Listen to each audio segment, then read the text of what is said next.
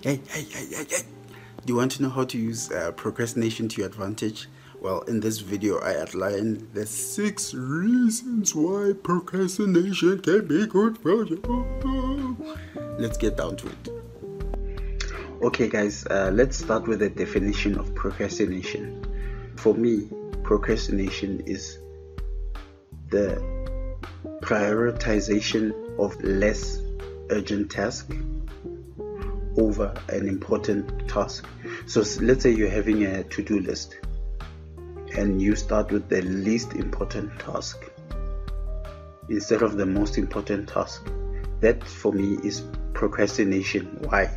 Because the most important task has to actually start first before you actually do the least important task, because once the most important task is usually done, then it becomes a little bit more easier to do the rest of the tasks. But if you start with the least important tasks,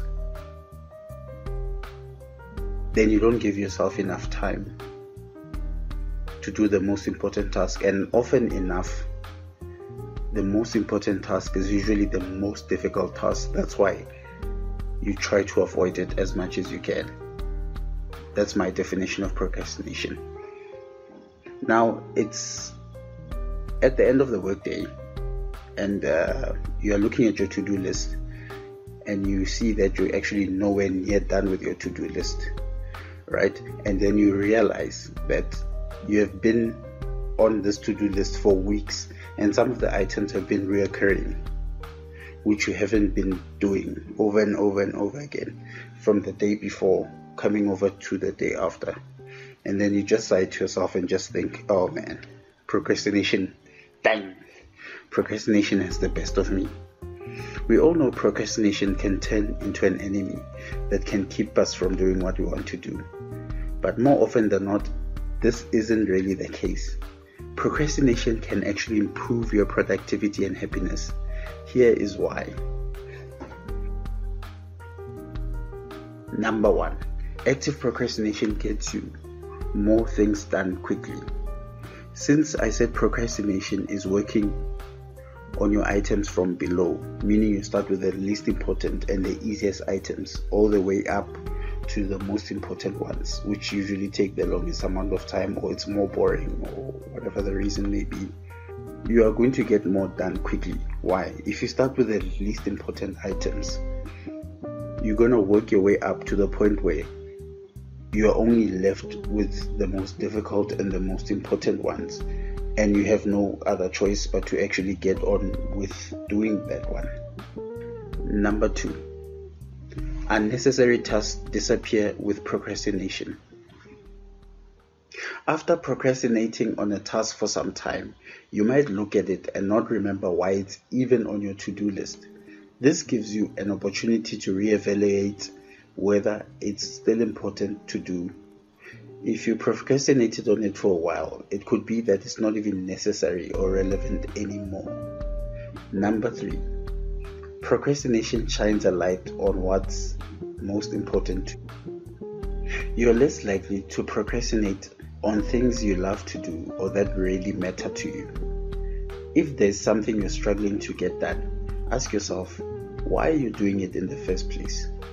Purpose and passion will help you overcome any procrastination hurdle, or make you realize that you're procrastinating because you're working on the wrong thing. Number 4, procrastination makes you more creative. If you have a big, important task ahead of you, it's natural to procrastinate because it's so daunting. What you might not realize is that even when you're not actively working on your task, your mind is subconsciously collecting ideas and processing things to prepare you for it. That means when you actually sit down to get to it, you have a lot more ideas in your head on how to go about it. Number 5, procrastination helps you make better decisions. Sometimes you procrastinate on a decision because you're not entirely sure which is the right choice for you. Your rational mind and your intuition are saying opposite things, and you can't quite figure out which one to listen to or who's saying what. That's when procrastination becomes your savior, because you avoid jumping into something that might not be right for you. It buys you time to think about all the options and their pros and cons.